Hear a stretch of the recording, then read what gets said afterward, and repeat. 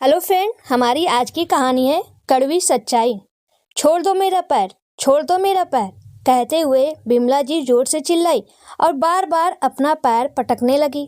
उनकी आवाज़ सुनकर उनका बेटा मनु दौड़ा दौड़ा आया और पूछने लगा, क्या हुआ माँ, क्यों चिल्ला रही हो और ऐसे पैर क्यों पटक रही हो? देख ना बेटा, यह मेरा पैर ही नहीं छोड़ रही। कितनी देर हो गई कोशिश करते करते, पर इस कमबख्त ने ऐसे जकड़ रखा है कि मैं हिल भी नहीं पा रही। अपनी माँ की बात सुनकर माँ मनोज बड़ा हैरान होकर बोला, माँ क्या कह रही हो? किसने पकड़ा है तुम्हारा पैर? कोई हो भी तो सही पैर पकड़ने के लिए। अब बिमला जी ने जमीन की तरफ इशारा करते हुए बोला, देख बेटा, इस परछाई ने पकड़ा हुआ है मेरा पैर। मनोज ने हैरानी से अपनी माँ की तरफ देखा और उनका हाथ पकड़कर अपनी तरफ खींचने लगा तो बिमला जी बड़े आराम से चल पड़ी। यह देखकर मनोज बोला, कहाँ जकड़ा हुआ था माँ? लगता है बुढ़ापे में सठिया गई हो। बिमला जी उसकी बात सुनकर चिढ़ गए, अब तू अपनी माँ पर भी यकीन नहीं करेगा।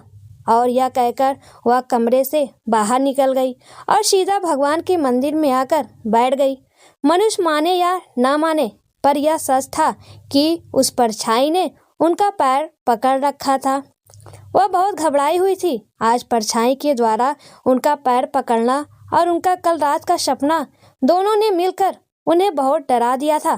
कितना भयानक सपना देखा था उन्होंने कल रात कि कोई उनका पीछा कर रहा है।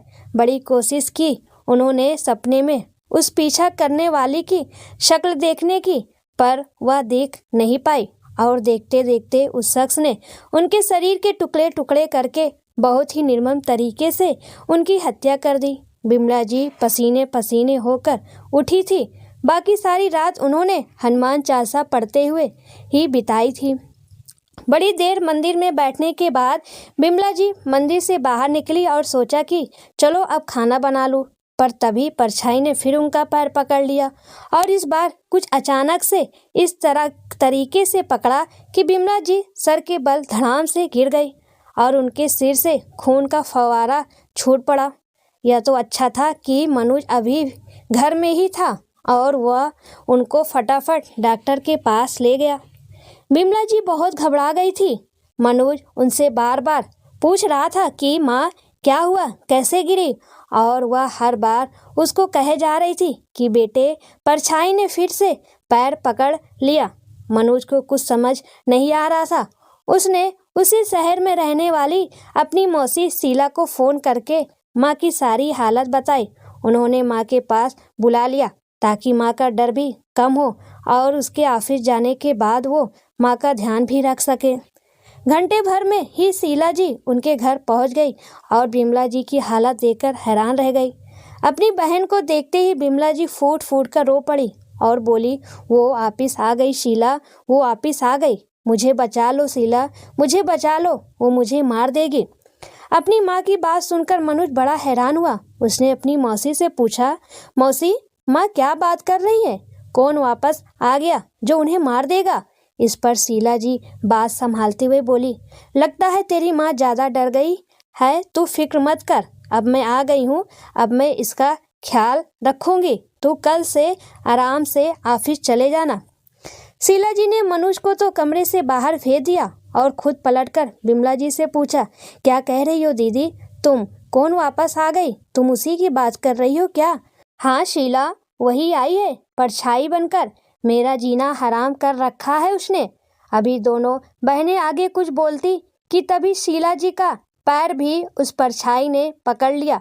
शीला जी ने अपना पैर उससे छुड़वाने की बहुत कोशिश की, पर वो नहीं छुड़वा पा रही थी और उनकी हालत को देखकर बिमला जी बोली, यही तो कह रही थी मैं तुम्हें, ये नहीं छोड़ेगी हमें, बस मनोज के सामने नहीं आती ये।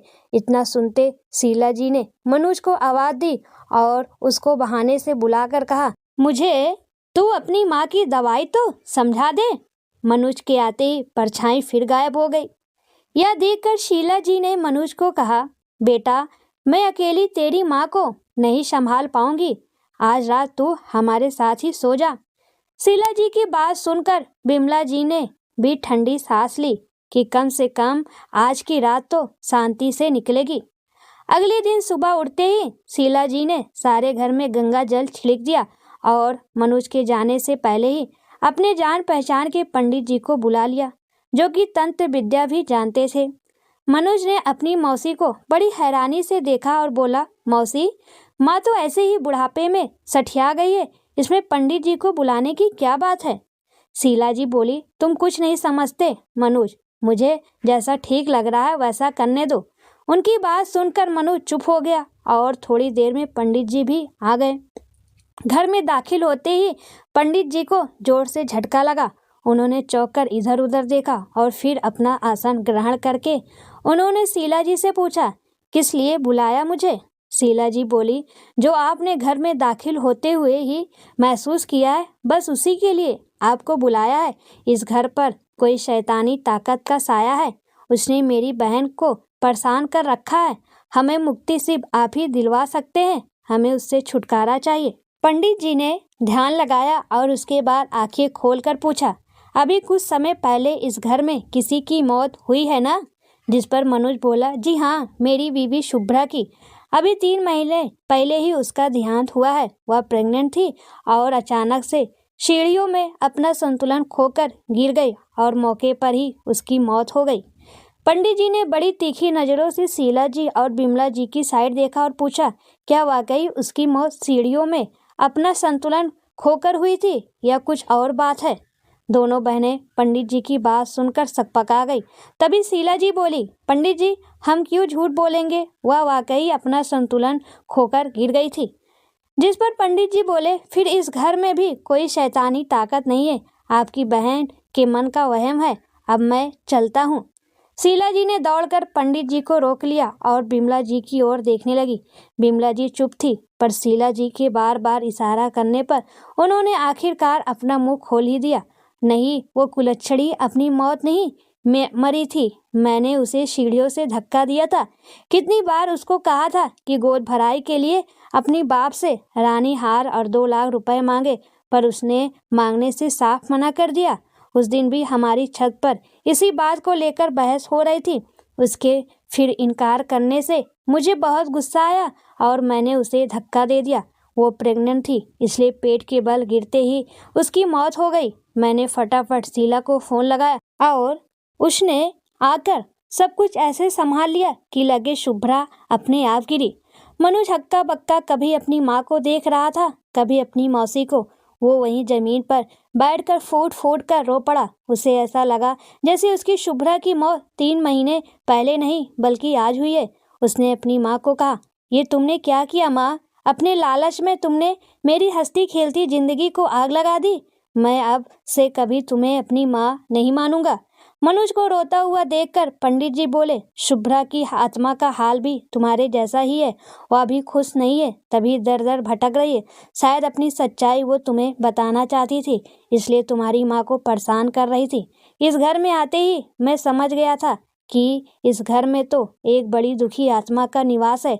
अब तुम विधि विधान से मेरे साथ पूजा करो ताकि तुम्हारी शुभ्रा की आत्मा को शांति मिले और वह मुक्त हो जाए। मनोज ने रोते हुए पंडित जी के कहे मुताबिक सारी पूजा की विधियां निपटाई। पूजा पूरी होते ही उसे एक पल के लिए ऐसा लगा कि मानो उसकी शुभ्रा ने उसे गले से लगा लिया हो, पर वो एहसास सिर्फ पल भर का था। अगले ही पल उसके मन ने उसे समझा दिया कि उसकी शुभ्रा उसे हमेशा के लिए छोड़कर चली गई। पंडित जी को विदा करने के बाद मनोज ने भी अपना एक सूटकेस तैयार किया और हमेशा के लिए घर छोड़ दिया। जाने से पहले वो अपनी माँ से बोला, चाहता तो था कि आपको पुलिस के हवाले कर दूं, पर बहू के साथ आपका बेटा भी आज से मर गया। आपके लिए ये सजा आपके लिए सबसे सही है और मेरी जिंदगी की यही कड़वी सच्चाई रहेगी कि मेरी माँ मेरे जीवन की खुशियों पर काली परछाई बनकर मेरी खुशियाँ लूट कर ले गई। सच में दोस्तों, पता नहीं क्यों लोग अपनी बहू को इतना तकलीफ देती हैं।